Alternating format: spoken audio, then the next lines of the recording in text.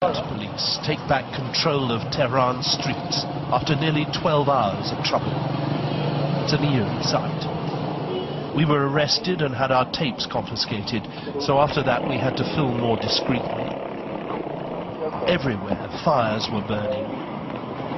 In a normal way, this kind of thing would be completely unthinkable. The Islamic Republic keeps such a tight grip on any kind of dissent that people simply don't dare to come out like this. Now the tactics changed. People were jamming the streets with their cars, a safer way of demonstrating than they'd used earlier.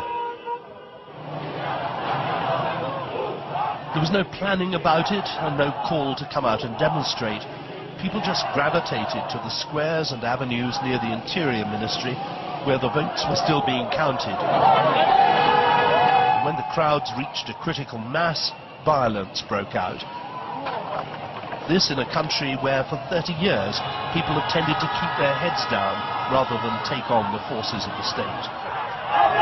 Nothing has been seen on the streets of Tehran like this since the revolution, right back in 1979. This shows the real intensity of feeling.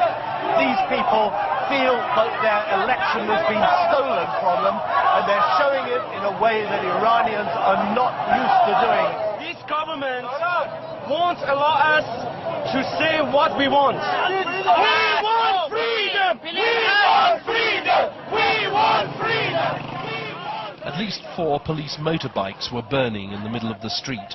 The crowd had chased the riders off and beaten them. And when a secret policeman tried to stop us filming, the crowd turned on him and chased him away.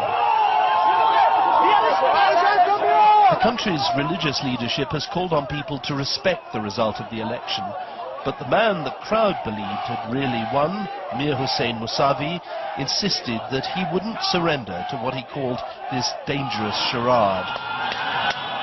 Everything now depends on how the government responds to the violence in the streets. The government's instinct will be to crack down hard, but if anyone is killed, that could create a cycle of violence which might be really dangerous. Tonight we're hearing reports of trouble in big cities across the country. Rasht in the north, Mashhad in the east, Shiraz in the south. This is a dangerous moment for the Islamic Republic. John Simpson, BBC News, Tehran. Watched closely the enthusiasm and the very vigorous debate and dialogue that occurred in the lead up to the Iranian elections.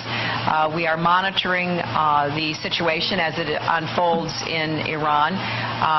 But we, like the rest of the world, are waiting and watching to see what the Iranian people decide.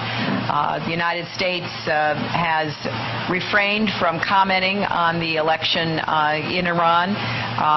We obviously hope that the outcome reflects the genuine will and desire of the Iranian people.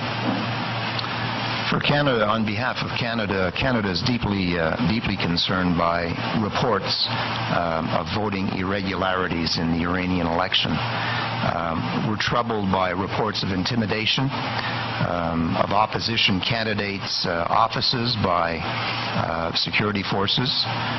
We've tasked our embassy officials in Tehran to closely monitor the situation, and Canada is calling on Iranian authorities to conduct fair and transparent counting of all ballots.